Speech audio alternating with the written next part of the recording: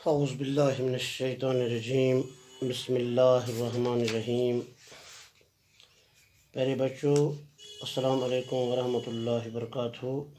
شیخ محمد سعید، master H S گن چبوترا۔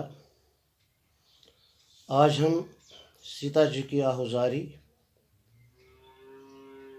کی assignment work کریں گے انشاءاللہ۔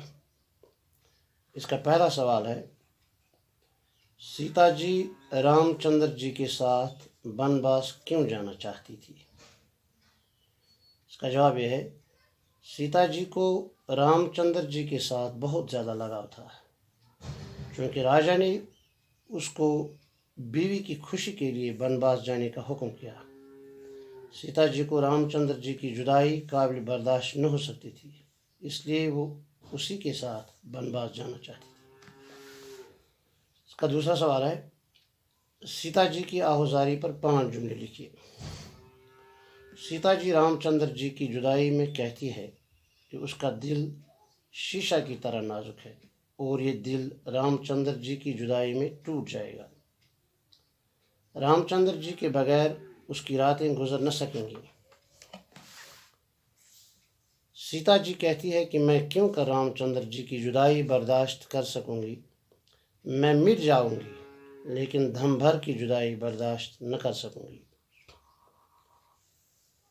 سیتا جی کہتی ہے کہ رام کے بغیر دنیا اس کے لیے اندھیری ہے، اور اگر جنت بھی میسر ہو تو رام کے بغیر وہ بھی جہنم کی مانند ہے۔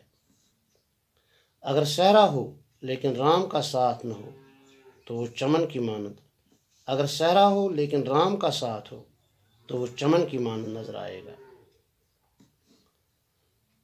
تیسرا سوال ہے اس کا، سیتا جی نے بنواس کی تکلیفوں کو کس طرح راحت قرار دیا ہے؟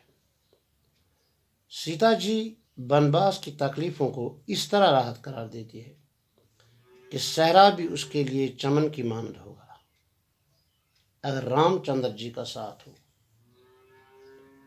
یعنی صحرا جو ہے اس کے لیے چمن کی مانند ہوگا، لیکن اگر چمن ہو لیکن رام کا ساتھ نہ ہو تو وہ صحرا کی مانند ہوگا۔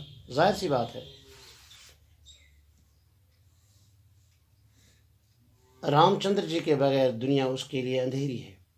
یعنی دنیا اگر اس میں خوشی بھی ہے لیکن رام کا ساتھ نہ ہو، رام چندر جی کا اس میں ساتھ نہ ہو، تو سیتا کہتی ہے کہ دنیا اس کے لیے اندھیری ہے اور جنت بھی اس کے لیے اس کی جدائی میں جہنم ہے۔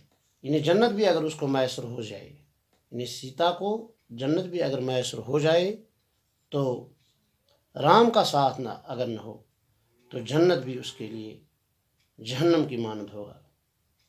تو یہ تھا سیتا جی کی آہوزاری۔